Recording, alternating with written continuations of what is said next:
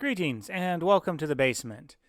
This is a continuation of the Unity tutorial series on learning the UI by creating an idle game. As a reminder, there are two versions of the implementations of this, Playmaker and C#. This video is the Playmaker implementation.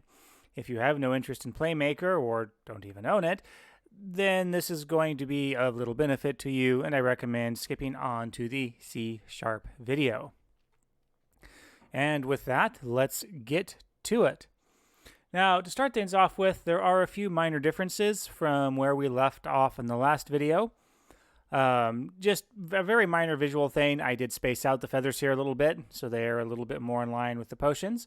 I have also saved out the scene to a different name, Idle Playmaker instead of Idle Layout, so that way I still have my layout all set up for the C# version. Also, just want to do a quick demonstration as to why the assumptions we made about the screen size is so important. If I come over here to my game tab and I change this to free aspect, the UI completely breaks. It is not set up for an arbitrary small window like this. I'm not going to go into detail or at all really on how to fix that. We made this assumption for a reason. Just keep in mind that there is quite a bit to UI layout, quite a bit more to UI layout than what we have gone over. All right, let's get to it. Now, before I start creating states, state machines, and creating states and variables and stuff, I want to have a plan. Sometimes it works just going in and slapping things down, but that's generally when you have absolutely no idea how your tool even works. You just go in and you start dropping stuff down and seeing how it reacts and responds, and there's a place for that, but not when we're trying to actually create a game. I want to have a plan.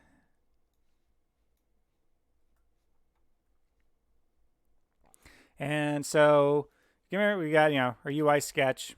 We still have that to refer to if necessary. But I went through and sketched out what I thought I would need. I started off with the variables here. I took a look at my scene. I was like, okay, well, what are the, at the bare minimum, what information do I need to remember? Because keep in mind, that is the whole point behind a variable. A variable is to allow the software to remember information from frame to frame, and even within the same frame sometimes.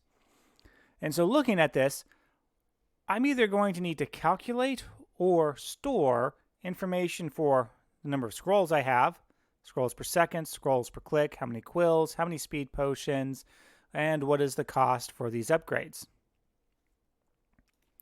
So going over here, I've got, okay, so I'm going to start off with, I need scrolls, scroll click, scroll second.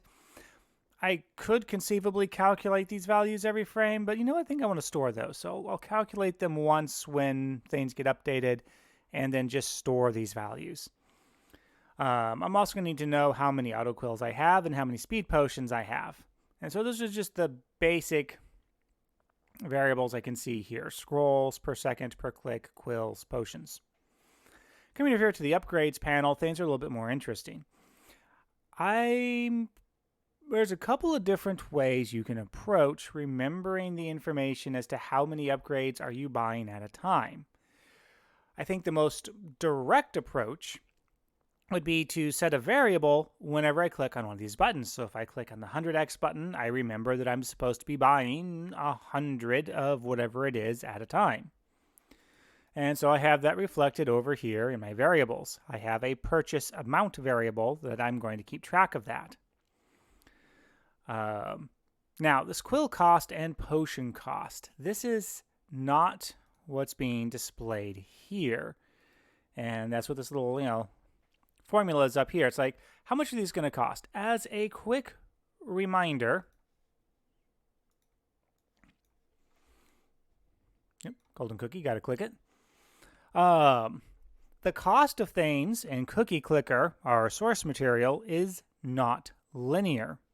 My first grandma cost me 100 cookies. I think my second grandma cost like 150 or maybe 200, something like that. My 101st grandma is going to cost me 116 million cookies. So there's obviously something besides a linear progression going on here.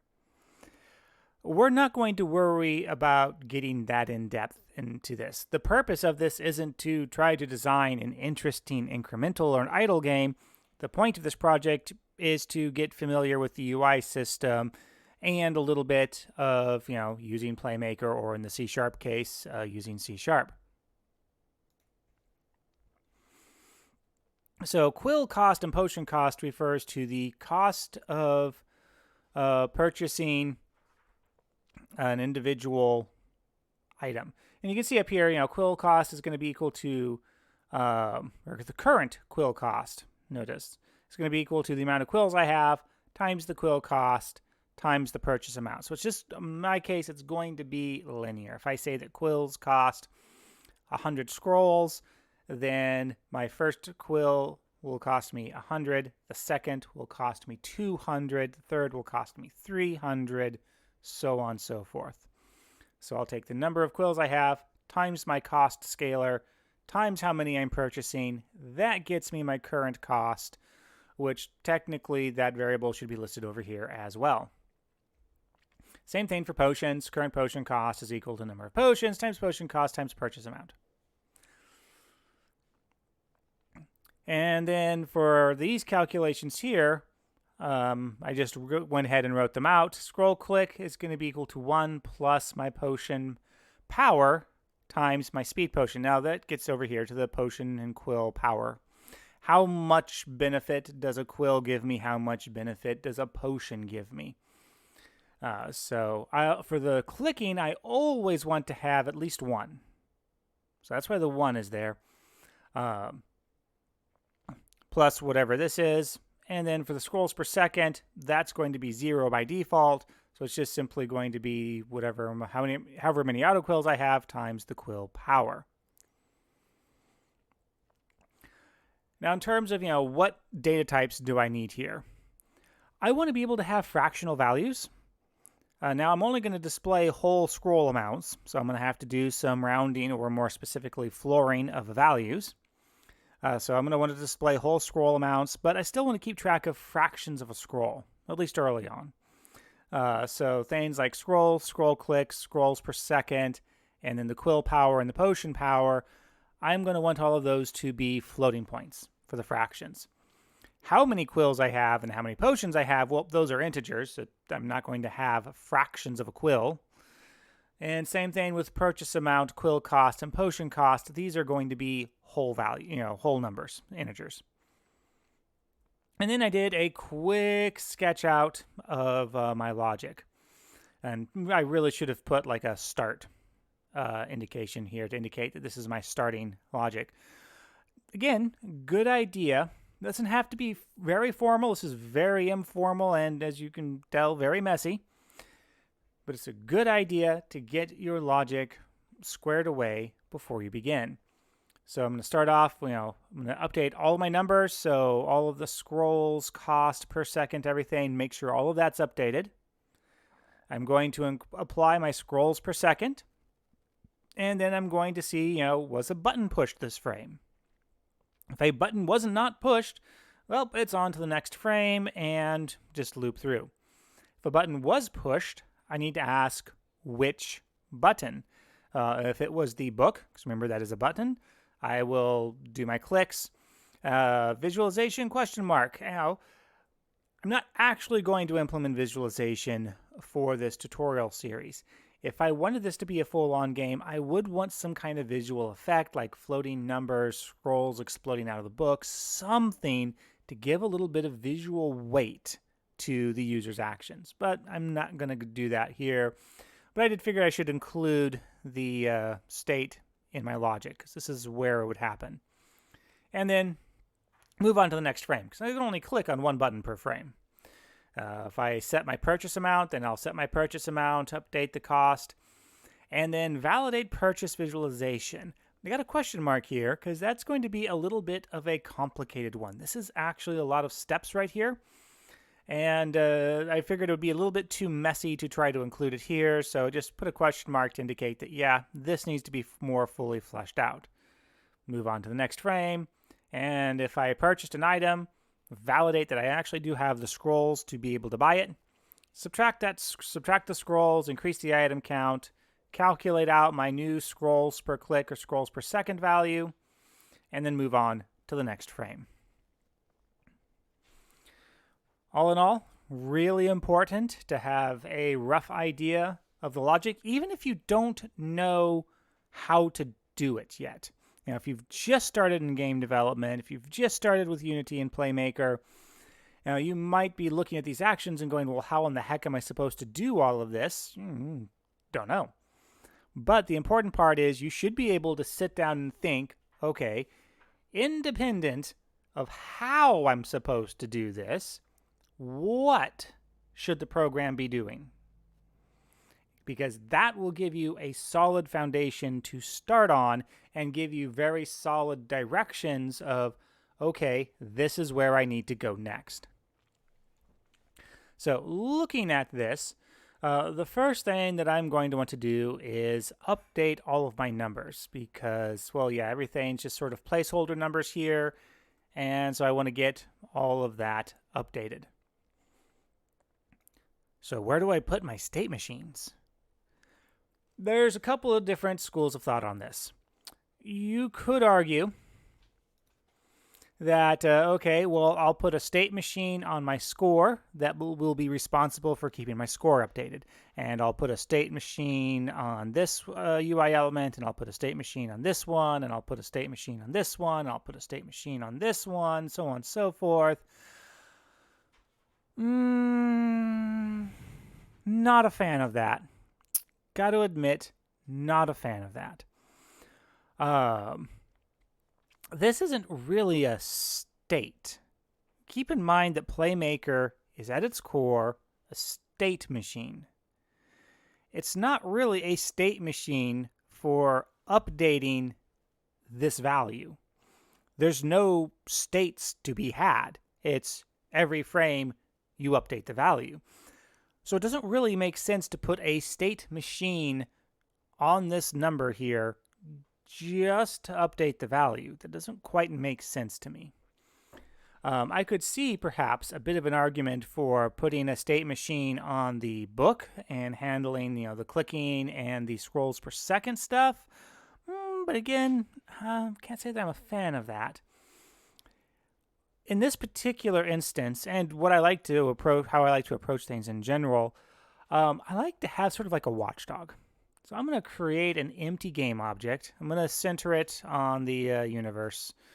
Not that it really matters in this case. And I'm going to rename it Game Logic. Because I generally find it useful to have some overarching monitor. And yeah, there's a specific pattern for that, but I'm not going to get into it.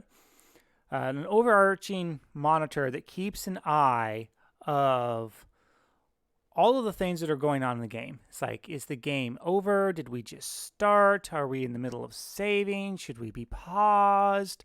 Having that kind of just overarching game logic works well in many situations. Not all situations, but many.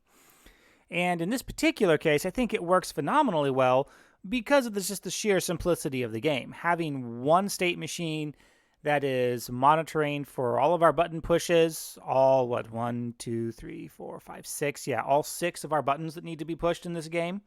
I mean, that's literally the only interactions the player has with this game are these 6 buttons. Yeah, we can stick all of this into one state machine. So I'm going to create, we got game logic here. I'm going to go over to Playmaker. I'm going to right-click, add a state machine, and I am going to immediately rename it,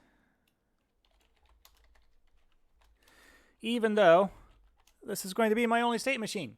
You should always get into the habit of renaming your state machines in Playmaker because it is completely valid, this current approach notwithstanding, completely valid to have multiple state machines in the scene.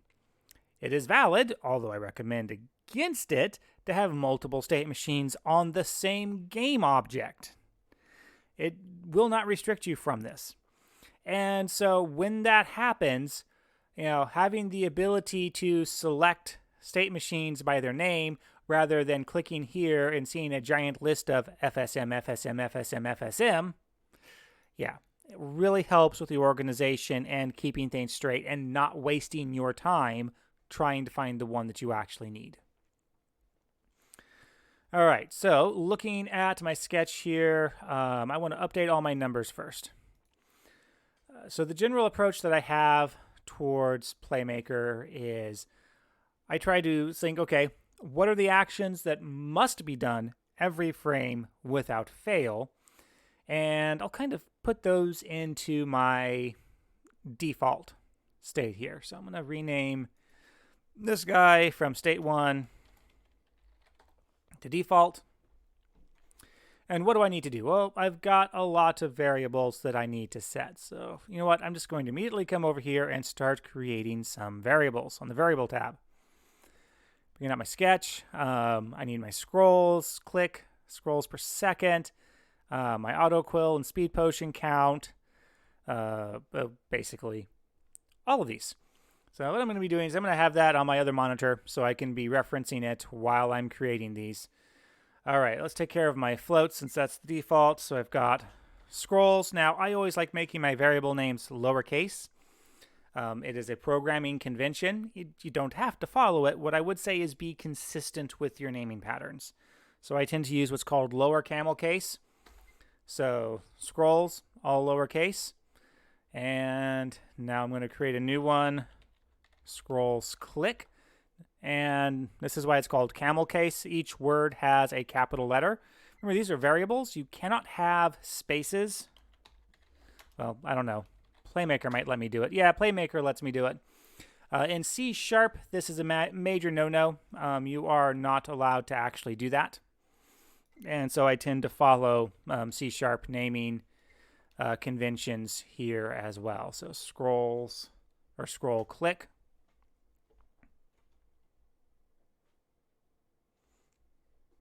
And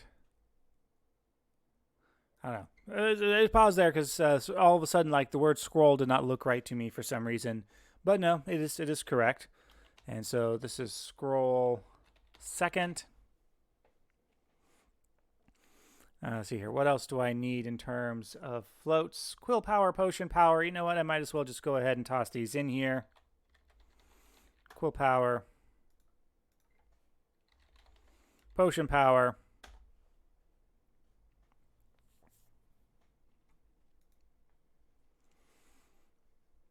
Now for my integers, I am going to switch this over to int. I need, oops, auto quill, spelled correctly.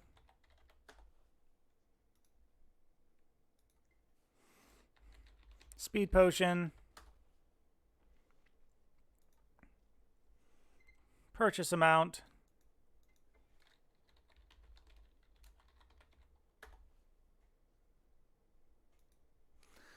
Quill cost and potion cost.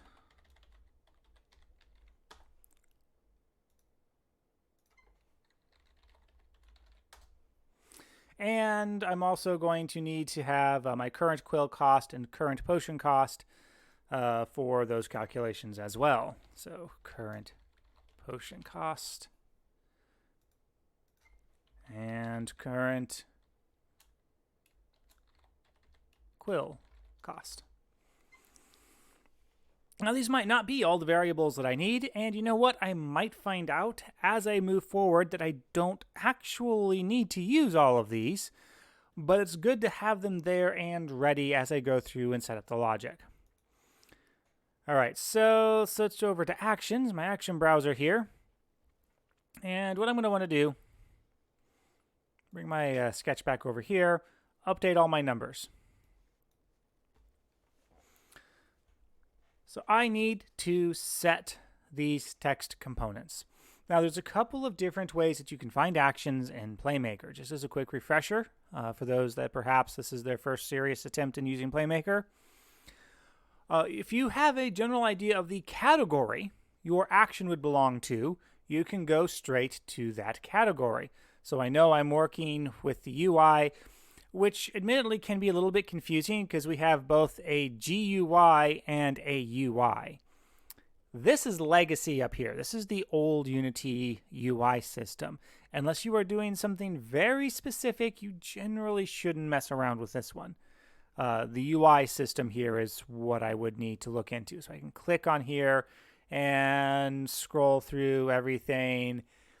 And when I'm looking for text, oh, hey, look at this UI text, get UI text set. That sounds like what I need. Conversely, if you're not entirely sure on the category, but you know the general, you have an idea of what the name of the action would be. So I know that I'm doing something with text. So let's type in the word text up here in my search bar and see what I get.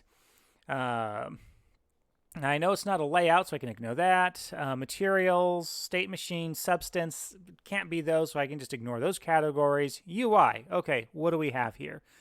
We have input fields, a bunch of stuff with input fields. Here we go, UI text get, UI text set. This is what I need. Specifically, the text set. So I will add that action in. Now, it's going to give me a warning in that it requires a UI.text component.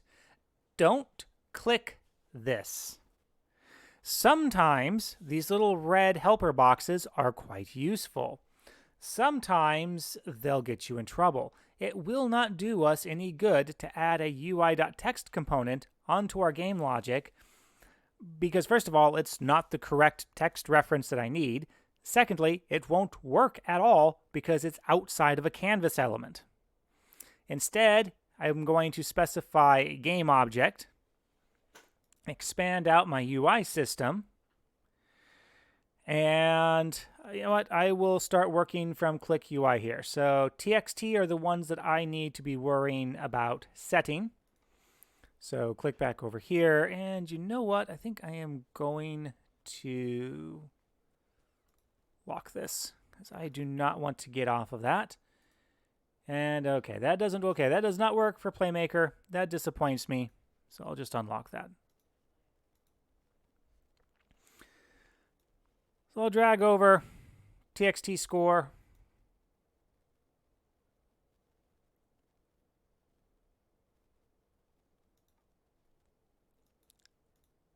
Oops, dragged it into the wrong spot.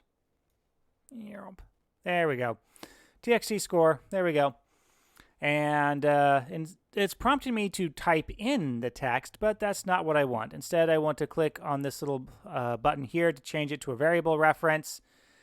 Now, initially, you won't see anything because, well, a text box is a string. A string is not a number. But thankfully, Playmaker does have a built-in convert function here, so I can convert my scrolls and set it. This is going to cause us a problem later on, but I'm going to leave it as is. All right, so bringing up my list of variables here, scroll click and scroll per second. I need those as well.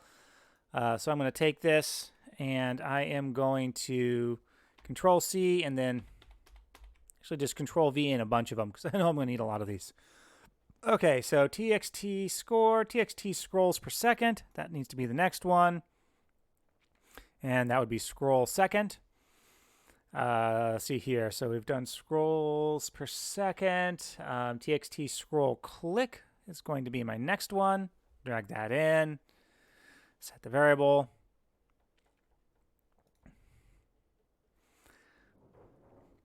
And that takes care of my click UI. See here. For the upgrade visualization, I have TXT auto quills and speed quills, which, by the way, now that I think about it, I believe those are two boxes that I added on from the previous version.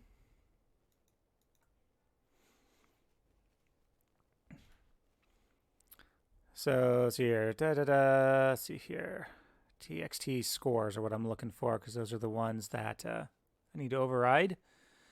So let's see here, TXT auto quills. Drop that in.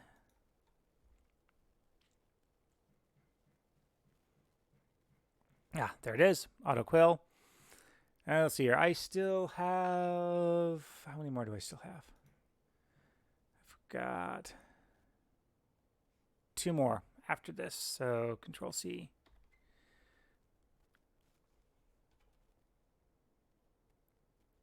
Oops, and I did that in the wrong spot.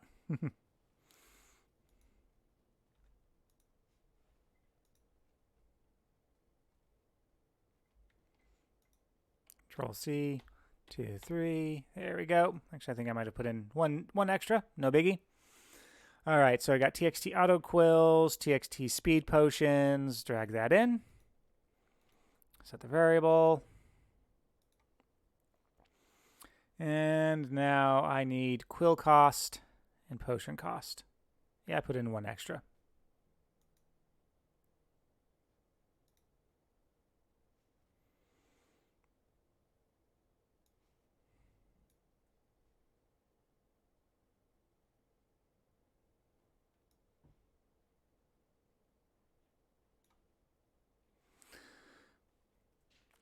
And current quill cost, there we go. And current potion cost. Okay, so all of our UI elements are set up. So what I should see, since all of these things default to a value of 0, and conveniently it also shows me how many times these variables are being referenced, what I should see when I hit the play button is all of my text elements should go to 0, which is exactly what happens. So awesome. I have everything set up. Possibly. I am a paranoid person. And so what I'm going to do is just real quick, I'm going to set everything to a different value.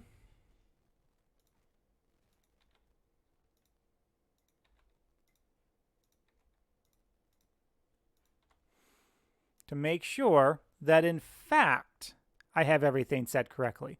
I should not see any duplicate values. 1, 2, 3, 4, 5, 6, 7. There we go.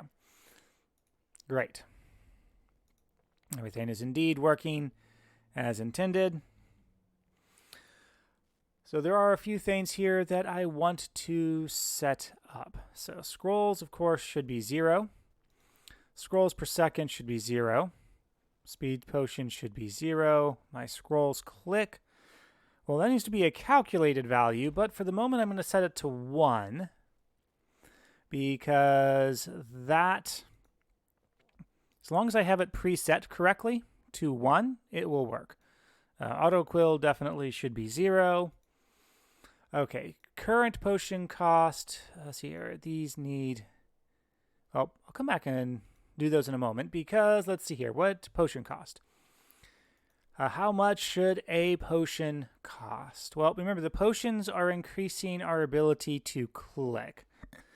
And since I don't actually really want to give myself carpal tunnel syndrome, I'm going to set my potion cost to 25, which means my current potion cost will also be 25.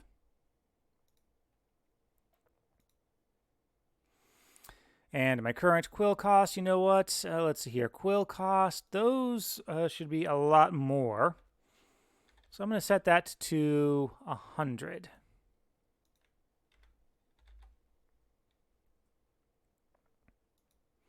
So potion cost. Potion power for the moment. I will give it a potion power of 1 and a quill power of 0.25. And I believe that is everything I need to have set. If I hit the run button, our cost is showing correct. Auto quills and speed potions are 0. Scrolls per second, 0. Scrolls per click, 1. Excellent. Everything is set up, at least initially here. Obviously, there are, plenty more work to be done on getting values set up. Now, before I wrap up this video, it is getting a little bit long in the tooth, so this is definitely going to be broken up into several parts for the Playmaker section. I want to get the ability to click on the book and have something happen. Now, coming back to my logic, after I update all my values, I want to apply my scrolls per second. I don't have any scrolls per second yet, but I still want to leave this step in, even though it's going to be an empty state. So from here, what I want to have happen is none of these are what I like to call blocker actions. There are some actions in Playmaker that if you have them, they will block the state from finishing until they process something.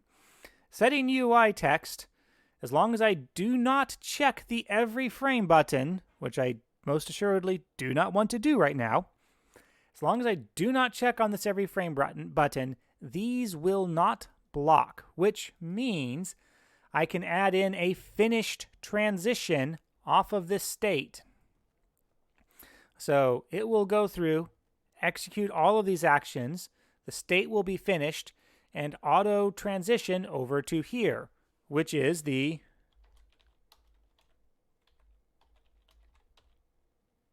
per second state. Now, for the moment, I'm going to leave this state blank, and so I'm just going to add in a finished transition, control drag it out, and here is where I'm going to do my button check. And this is where things get a little bit more interesting, because I have to make sure that I check all my buttons, and if a button isn't pushed, I go ahead and don't get stuck in this state. So let's see what our actions are for buttons. So I do have a UI button on click event. So I can add that in. Now, this is what's called a blocking action. The state will get frozen and paralyzed here until this occurs. Just sort of to show this, I am going to add a finished transition and have it transition back to default.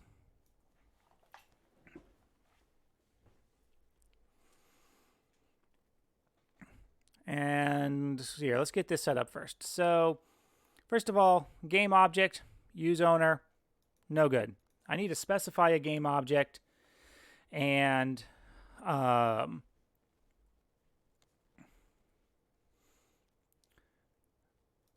have that to be the click target. So I'm going to drag this over, drag the book over, because that's the actual game object that I want to be listening to. Event target is telling me who am I going to send this to. So I could technically send this event to another state machine, but we are doing single state machine here. And the event that I want to send, do not use the system mouse events here, because you'll get a double click, basically, is what will happen. These are for the system level mouse down, mouse up type events, or the UI events here, these UI pointer click. Don't use these. These are outside of a button actually being clicked. So what I'm going to do is I'm going to do a new event, and just to keep with naming conventions, I'll name it all capitals. And I will call it book clicked. I will add that transition.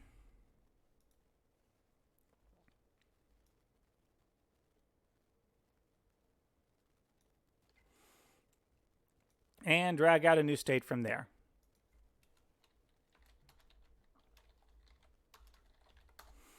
I will call this do book click. And what I need to do here is I need to take my click value, my scrolls click, and add it to my scrolls. Pretty simple. So actions, I need to add stuff. So if I do a search for add, what will I get? Let's see here, math sounds good. Now I've got a float add and an int add. I'm going to want to do the float add because I need to store this into a floating point. So I'll add that in. So I am going to add the float variable scrolls, and to it I'm going to add the value scroll click. Do not want every frame, do not want per second.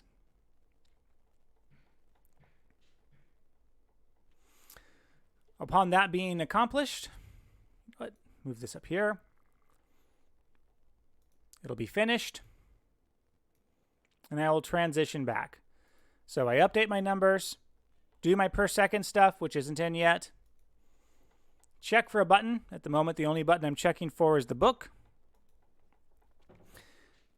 If the book has been clicked, add in my scrolls, return back here. See if this works.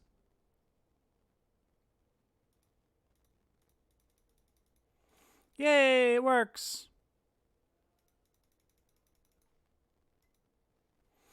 But there is a little bit of an issue here. Let's turn off maximize on play, because I want to look at my Playmaker state machine, and oh dear me, something seems to be wrong. Remember, our logic is that it should basically be spinning through these three states here constantly. If I had scrolls per second, they would not be getting calculated here. And again, this gets back to the issue of this UI button on click here is a blocking action. This will block the state from finishing until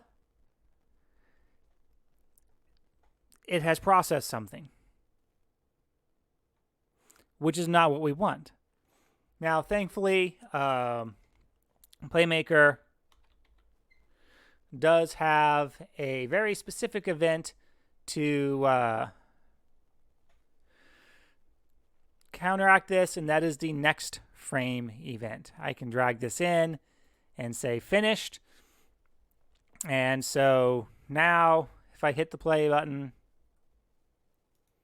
and come over here and look, we can see that it is spinning constantly through here.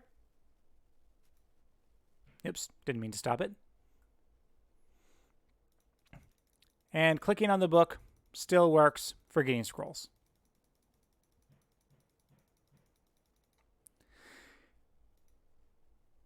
In the next video, we're going to take a look at getting our upgrade set up, because this one is long enough as it is. And so we'll get our purchase amount set up, be able to purchase quills, purchase speed potions, and then depending on where we are at that point, we'll take a look at putting in the scrolls per second. There we go. Put the mouse in the right spot. Scrolls per second. And with that, if you found this video useful and helpful, appreciate a hit on the like button down there. And if this was a colossal waste of time and you never want to hear my voice again, well, the dislike button is right next to it. See you in the next video.